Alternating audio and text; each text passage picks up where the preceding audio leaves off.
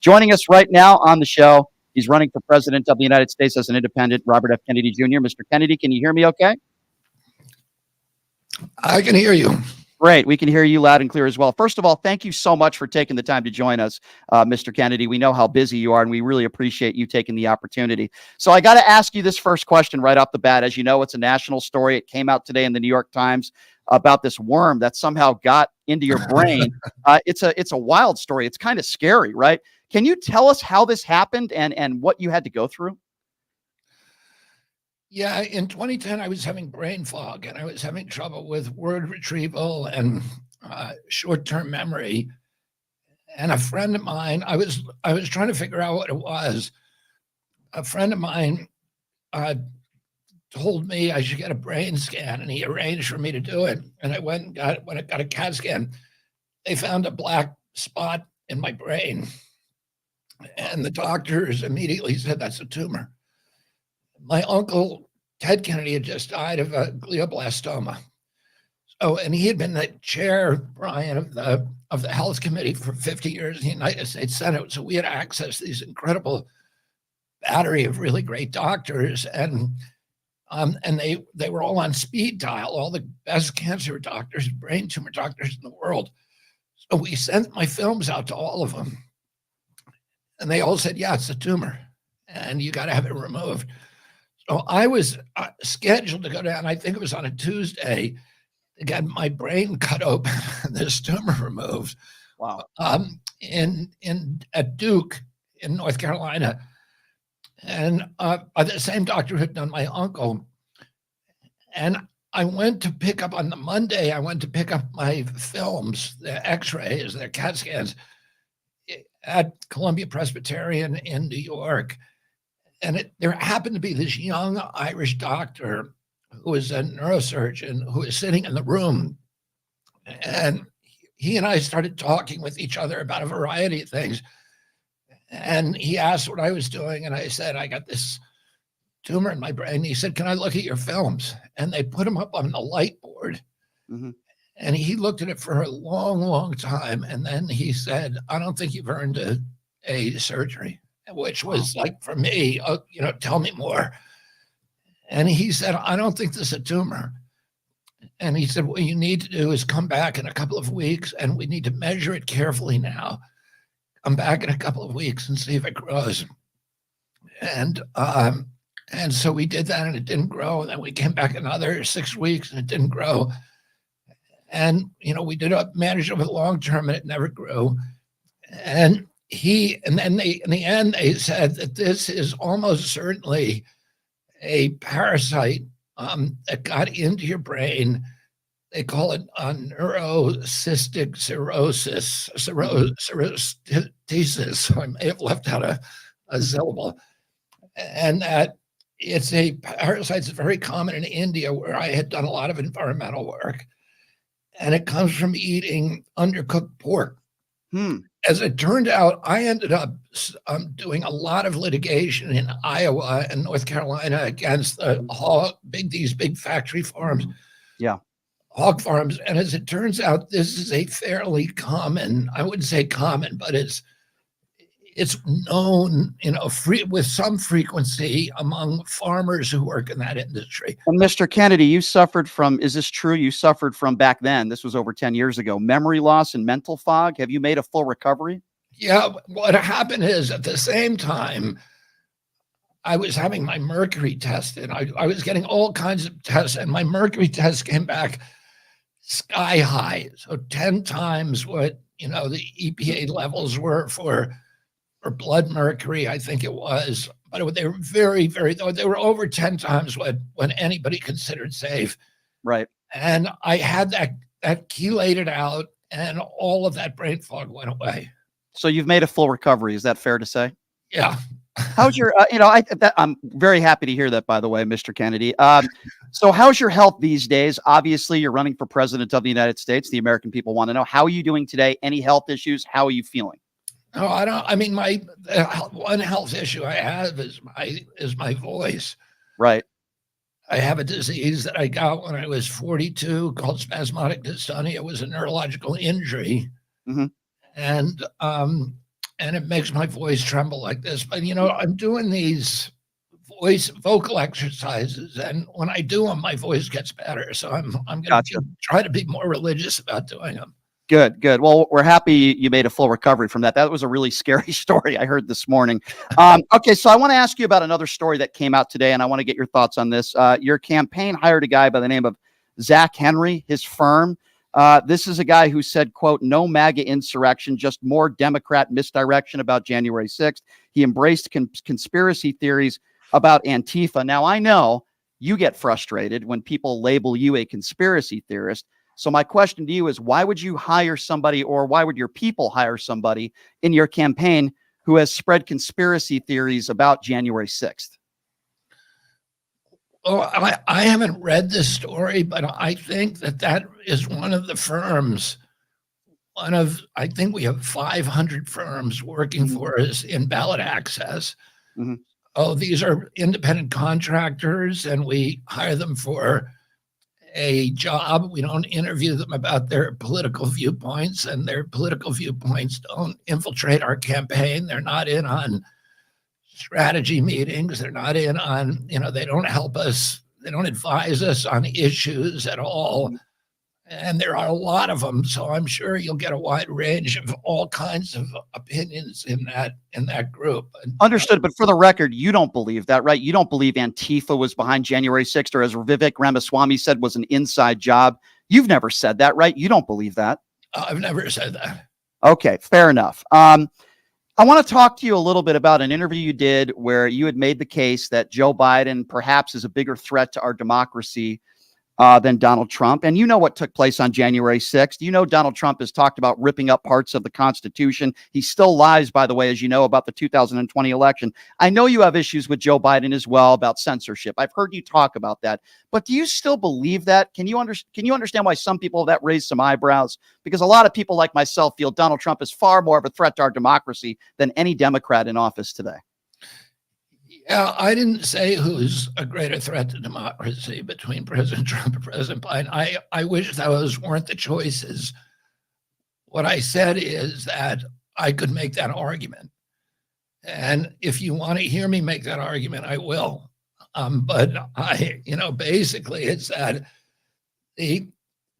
President Biden has done something that no other president in history has done, which is to actively censor free speech using the White House to pressure media companies and to essentially bribe media companies and blackmail them into censoring political opponents and censoring, policy opponents.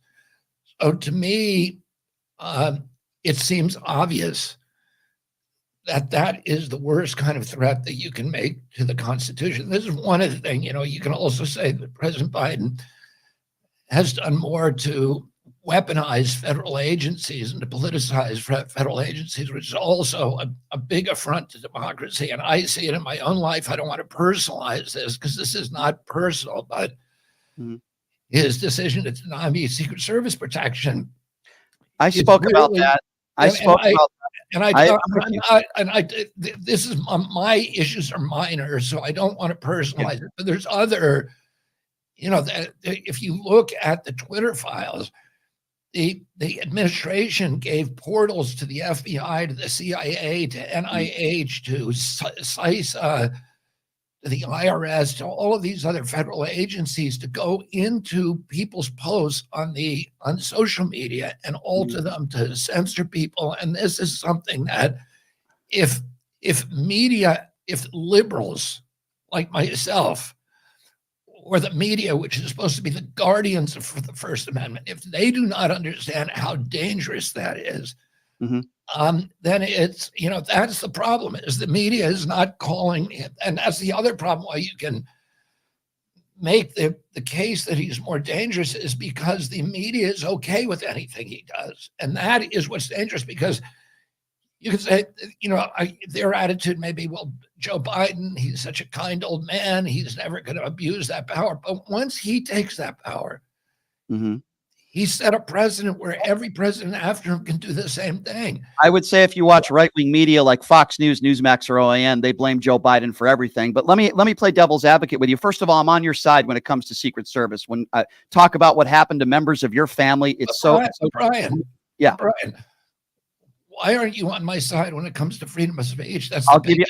Sure. I'll get good question, Mr. Kennedy, and I'll give you the answer. I think it's freedom of speech pertaining to the government when you're on a public sidewalk. We're talking about private companies. Wait, I didn't hear what you said. What did you say? Sure. When we're talking about freedom of speech, we're talking about a public sidewalk. You're in public. Social media companies are private entities. And while I disagree with Elon Musk on a number of different issues, he owns X. These are private entities. So let me ask you a question. Wait a minute. Let me push back on that because, sure. You know, if you are a private, like traditionally, you owned a printing press, you could print anything you wanted,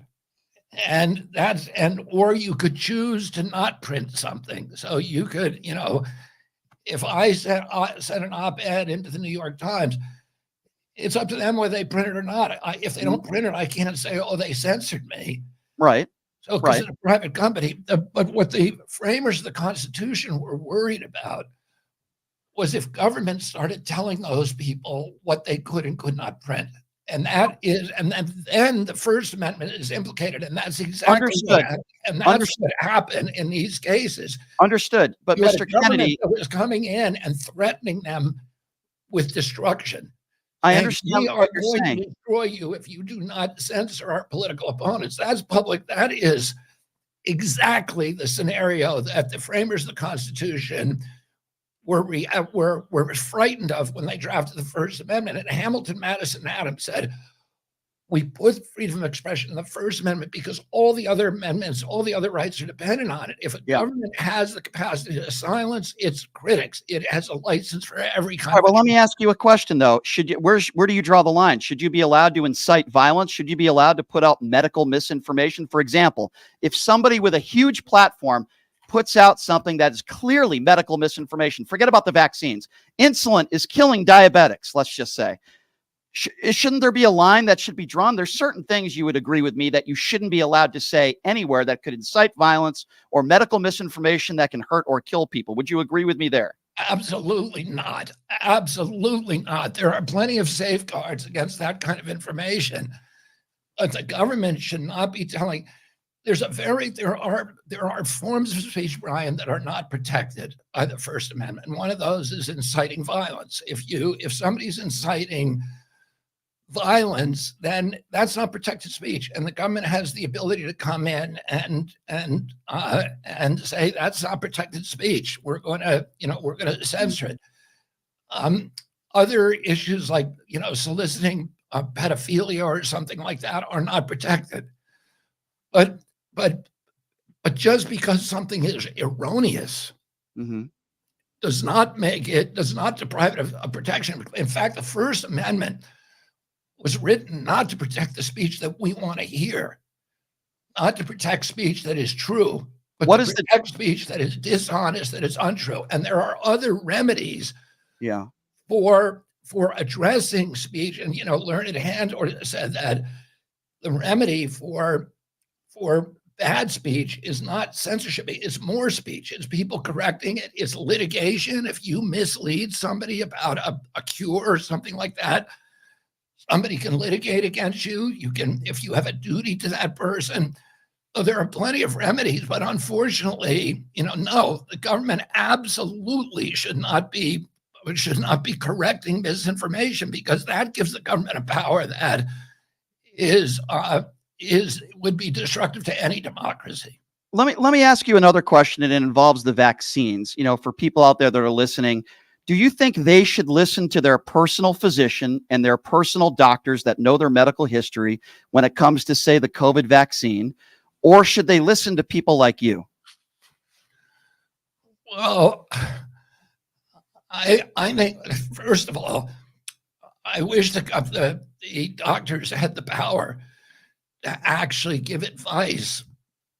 And, I think people should talk to their physicians, and that they should be able to do what their physicians want. The physicians should not be punished or silenced or delicensed or giving them advice that the physician considers important for their health. And the physician's duty is to that patient, not to society as a whole. Oh, during COVID, we saw this, these mass efforts to deplatform physicians who were saying, you shouldn't, maybe there was a patient who had seizures in the last vaccine or who had heart problems. Physicians should feel comfortable giving good advice to that patient. And that, unfortunately, those rights, those traditional rights of physicians were abandoned during COVID. But, I don't give people personal advice about whether to take a vaccine or not. If people want a vaccine, they should be able to get it. Mm-hmm. What I've said is we should have informed choice, which means there are people who are injured by every vaccine. Sure. They're unavoidably unsafe, according to the Supreme Court, and that we should do everything we can to make sure to protect the people who are getting injured, whether it's a rare group or if it's a large group. We should have good science. Everybody should be informed about the benefits and the costs, and people should be able to make up their own mind, and it shouldn't be mandated by government. Let me give you an example. Okay. Right now, CDC is recommending that every American get a 9th COVID vaccine. Mm-hmm. There's over 90% of the population is refusing it. Should CDC have the power to come in and tell you, Brian, you can't go to work, you can't have a job, you can't travel, you can't enter a building? I'll answer that. If you don't comply with what we tell you to do. I'll answer that. First of all, I've never thought that the vaccine should have been mandated, so we probably agree on that. But here's something else I'll say that you might disagree with. I believe we should be getting our information from medical professionals and not somebody like Rand Paul, who's an eye doctor. Actual infectious disease experts and people that know our medical history and can make a decision with us. I'm not saying anybody should be forced to take it. That's all I'm saying. And I hear a lot of people, particularly those that are on the far right, that have zero medical experience with large platforms that are calling the vaccines poison. And I find that to be dangerous. Surely you wouldn't agree with that. Or would you? No, I mean, what I would say is that, first of all, I don't necessarily agree with you that there are a class of, bureaucratic experts out there who we should be trusting. I don't believe we should be trusting CDC, for example. CDC. How about our own personal physicians that know our medical history? Well, I would much be more likely to trust your physician, and particularly if the physician has the power, if the government's not pressuring that physician, that physician to Sure. Under punishment of losing his license as if he doesn't vaccinate, or the industry isn't, Blue Cross Right. Blue Shield, Right. giving economic incentives for interventions that may not be in your best interest. I would like to free the physicians of all of those conflicts and allow them to actually treat the patient. Right. I think that's fair. I just want to say this. Sure. I've been involved in over 500 lawsuits. Yes. Almost all of them involve scientific controversies. In every one of those lawsuits, there are doctors or experts on both sides saying two opposite things about the same issue. So, when I tried the Monsanto case, my wife, Cheryl, came to watch the trial for a couple of days, and Monsanto, she came in when Monsanto had experts from Yale, Harvard, and Stanford.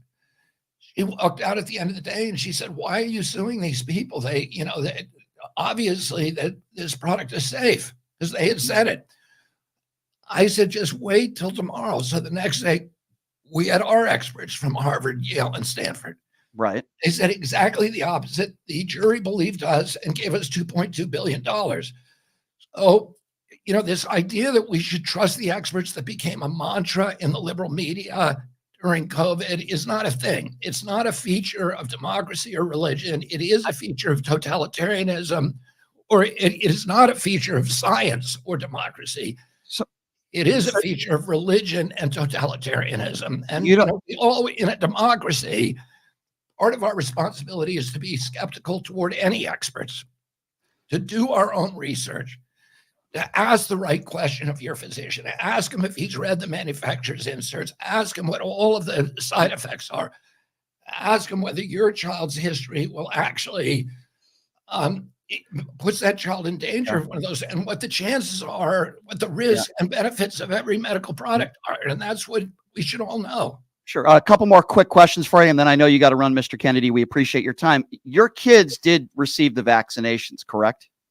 Some of you mean on COVID? My kids are fully vaccinated with their child vaccines. So if you didn't, so I think On it's a fair question. On COVID, a couple of my kids, I'd say half of my kids took it and half of them didn't. I got 7 kids. Understood. So your position is you think the vaccinations, the COVID vaccines, are unproven to be safe. So if that was the case, why did you allow some of your kids to take them? Well, if you remember at that time, there was tremendous pressure to take them. You couldn't attend college if you didn't take them. But they could have been homeschooled, right? You could have brought them to private school. You didn't do that. That's my question to you. Listen, I have adult kids. I don't know how old your kids are. I don't have any. Right. Okay. Well, believe me, your ability to influence your kids after a certain age basically approaches zero. Oh, and I raise my kids to disagree with me, to challenge me, but also to tell the truth. Oh, I offered my kids vaccine cards and said, I don't want you to take this product because I had read the clinical trial data. Yeah. And they said, no, they didn't want to do it because they didn't want to lie. They didn't want to lie to their friends. So they made their own decision that they wanted to go to law school. They wanted to go to school. Yep. And that they had to take this risk, and they did it. You would agree with me, though, that the vaccinations, they did save lives. It wasn't all bad and all poison and all these people died from the COVID vaccinations, that it helped save some lives and it did more good than harm. Would you be willing to agree to that? I don't see how you make that statement. I think, first of all, we had the highest COVID death rate. We had one of the highest vaccination rates in the world in our country. We had 16% of the COVID deaths in this country, and we only have 4.2% of the world population. So whatever we were doing was wrong. There are other countries with low vaccination rates. For example, Haiti had 1.3% vaccination rate, and it had 14 deaths per million population, which is 1/200th of the death rate we had. Nigeria had 1.4% vaccination, at 1/200th of the death rate that we had. And then the other issue is we're seeing all these, which everybody acknowledges now, myocarditis, the pericarditis, the seizures, all of these deaths. There were more deaths reported from the COVID vaccine than all vaccines in history combined since they started keeping records in 1986. So, and the deaths were afflicting, Brian, young people, young athletic people. Where has that been proven? Let me just finish this. Okay. COVID was killing people during the last 6 months of their lives. So it was mainly a disease of the aged. You're seeing the people who are injured by vaccines are much, much younger. And the problem is nobody can answer your question because of a deliberate confusion of data. That should have been the first thing during a pandemic. The first responsibility of the public health agency is to have good data and to allow access to that data and good analysis by doctors all over the world. I'll say one other thing. Mm-hmm. The only really good clinical trial data that we have are from Pfizer. And during the clinical trial, Pfizer gave the vaccine to 22,000 people, and there were 22,000 people in the placebo group. After 6 months, there were 2 COVID deaths in the placebo group and only 1 in the vaccine group. So Pfizer was able to say it's 100% effective because 2 is 100% of 1. But what they should have been telling us is that you need to give 22,000 vaccines in order to prevent 1 death. This is what their own studies show. And if you're going to give 22 vaccines to prevent 1 COVID death, you better make sure the vaccine is not killing anybody. Because if it is, you completely erase that advantage. But what they found in the study is that the death rate of all causes in the placebo group were 23% higher than the vaccine group. So they knew from the outset that there was a very good chance that this, and why were those extra people dying? Almost all of them from cardiac arrest. There were 5 cardiac arrests in the placebo group, in the vaccine group, and only 1 in the placebo group. Mm-hmm. So it appears that you're 5 times, if you take the vaccine, this is according to their data, you're 4 or 500% more likely to have a fatal cardiac arrest over the next 6 months than if you don't. I don't believe that those clinical trials were valid because they're much too small. They should have had 440,000, not 44,000 people. Yeah. They should have been 10 times larger. But if you just want to base your opinion on what they say, you would never take it. Sure. Well, Mr. Kennedy, I'm being told that we need to wrap this interview up because you have others to attend to. But I want to. We didn't even get a chance to talk about your vice president, Nicole Shanahan. But maybe next time we could do that. I just want to say I do appreciate you taking the time. You always have a platform here. I'd love to have you back on, certainly before the elections in November. And I appreciate you being here, sir. And I'd love to do it again down the road if that's okay with you. Brian, I'd love to go on. I think we can. I think we focused today on some of the areas that we may have disagreements on, but I think that there's a lot larger landscapes that you and I agree on. And I'd love to have I'm happy to get Nicole out of the way. Yeah, I'd love to do that. Yeah. I would love to have a longer kind of wide-ranging conversation about to learn your thoughts on these things and love to discuss war, discuss Gaza, discuss abortion. There's so many other issues, Mr. Kennedy, that I'd love to, and we probably agree on a lot more things, by the way, than we disagree on. Yeah. Yeah, and I just happen to bring up the things we might disagree on a little bit. But hey, when you come to Vegas, I would love to have you in studio. I'd love to do that with you. Maybe we can have a little bit more time because I think we could have a really good discussion, Mr. Kennedy. And I appreciate you, and I'm glad you're doing better after that health scare over 10 years ago. Glad we cleared that up, and love to have you on again down the road, Mr. Kennedy. Thank you so much. Brian. Appreciate it. It was a joy. Thank you. Thank you. I enjoyed it as well, Mr. Kennedy. That's Robert F. Kennedy Jr., everybody. Appreciate him taking the time to join us. Listen, he's